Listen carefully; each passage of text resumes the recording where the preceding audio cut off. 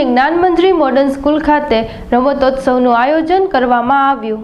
Sihor જ્ઞાનમંદિર model સ્કૂલમાં 2 દિવસીય વાર્ષિક રમત ઉત્સવનું આયોજન કરવામાં આવ્યું, જેમાં athletics, kho-kho, kabaddi, slow cycle, lemon race, run and field સહિતની રમતોનું આયોજન કરવામાં આવ્યું હતું, જેમાં નર્સરીથી ધોરણ 12 સુધીના વિદ્યાર્થીઓએ ભાગ લીધો હતો અને સ્કૂલના નાકરાણી સાહેબ તથા વીડી નકુમ સાહેબના હસ્તે રમત ઉત્સવ ખુલ્લો મૂકવામાં આવ્યો હતો.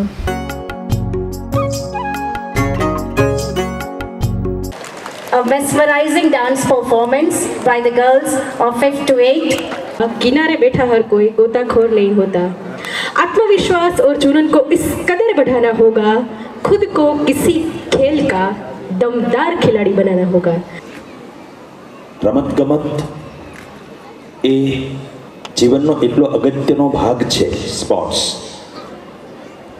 કે જેને જીવનમાં કોઈ પ્રકારની રમતમાં ભાગ લીધો જ ન હોય એ કેટલો દુઃખી હોય માપો ને ત્યારે ખબર પડે.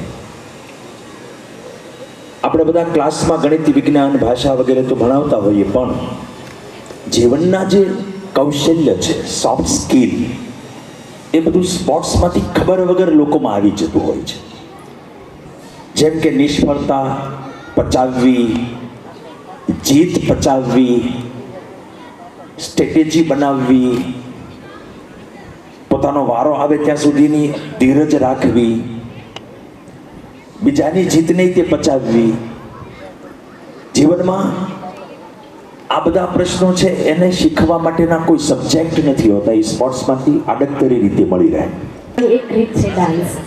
નૃત્યમાં રહેલા હાવભાવ અને મુદ્રાઓ તે નૃત્યને અવિસ્મરણીય બનાવે છે અને આપણા હૃદયમાં એક અલગ જ છબી વિકસાવે છે. તો હવે નૃત્ય લઈને આવશે ગુજરાતી માધ્યમના વિદ્યાર્થીઓ.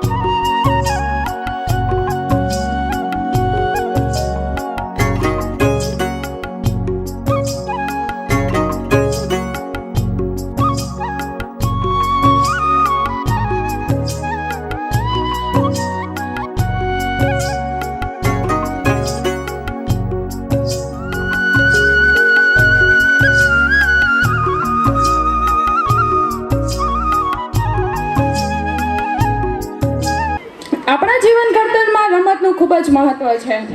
આપણી તંદુરસ્તી સારી બનાવવા માટે રમત ખૂબ જરૂરી છે. ત્યારબાદ બાળકનો સર્વાંગી વિકાસ રમતને કારણે જ થાય છે. તેથી આપણે 29 ઓગસ્ટને